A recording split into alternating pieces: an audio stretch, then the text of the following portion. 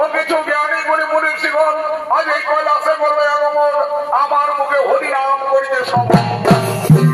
তাই অতি দিশাবাই যেন মনে না হয় ত্রুটি, সেদিকে দৃষ্টি রেখো সর্বক্ষণ। কেমন আমরা জীবন দিয়ে সন্তুষ্ট করবো, আপনারা দৃষ্টিতে ধার করছেন, আপনারা দৃষ্টিতে ধার করছেন। তাই এতক্ষণে স্বয়ং ব্রহ্মদেব তার পুত্র জয়মুনি অথচ জ্ঞানী গুণী মুনির জীবন আজ কৈলাসে বাবা ভোলানাথের নিকট করছেন আগমন।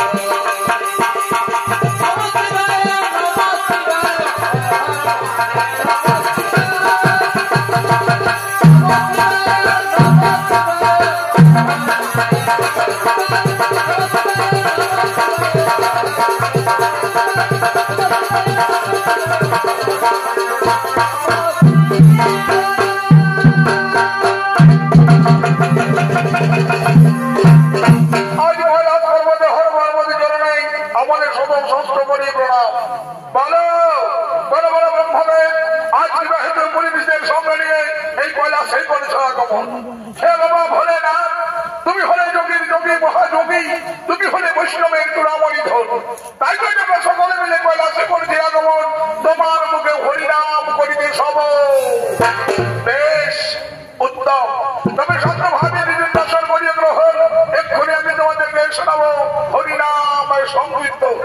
তাই সঙ্গে সঙ্গে বাবা ভোলানাথ আর সকলের সামনে হরি গুণগান করতে লাগলে। জয় রাধে গোবিন্দ গোপাল বনমালী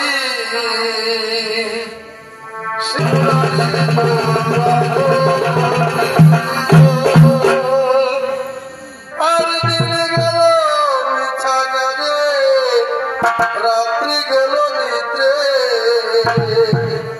না ভাজিলাম রাধা কৃষ্ণ চরণার জয়।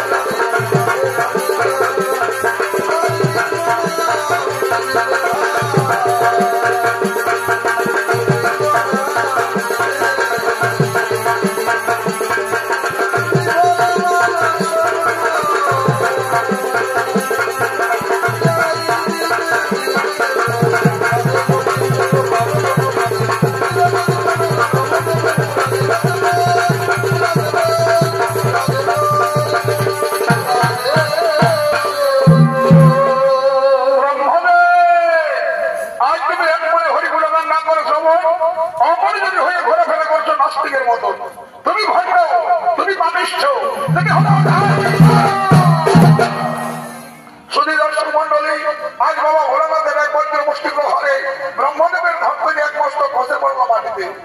আজ থেকে ব্রহ্মদেব পঞ্চমুখের পরিবর্তে হলেন চতুর্মুখ। এদিকে তার পুত্র দ্রৈমুনি, তিনি সঙ্গে সঙ্গে কৃষ্ণ হয়ে কি করলেন আপনি? আজ সামান্য কারণে আমার পিতার ঘর থেকে এক মস্তক করলেন ছেদন। এই কি আপনার হরিনাম সমৃদ্ধ? যার ব্যাঘ্র চামড়া পরে নেই, খায় ভস্য সর্বাঙ্গে, যে মুখে সর্বদাই গাঁজা ভাঙ করেন সেবন, সে মুখে না স্বভাব হরিনাম সমৃদ্ধ।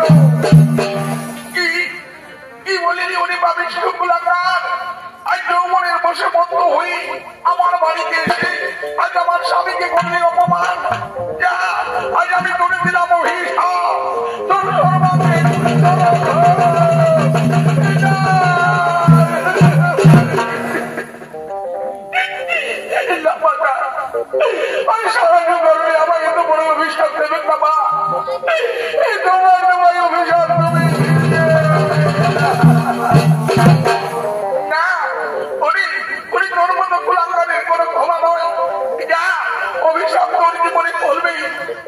অভিশাপ তোর জীবনে পড়বে পাগল।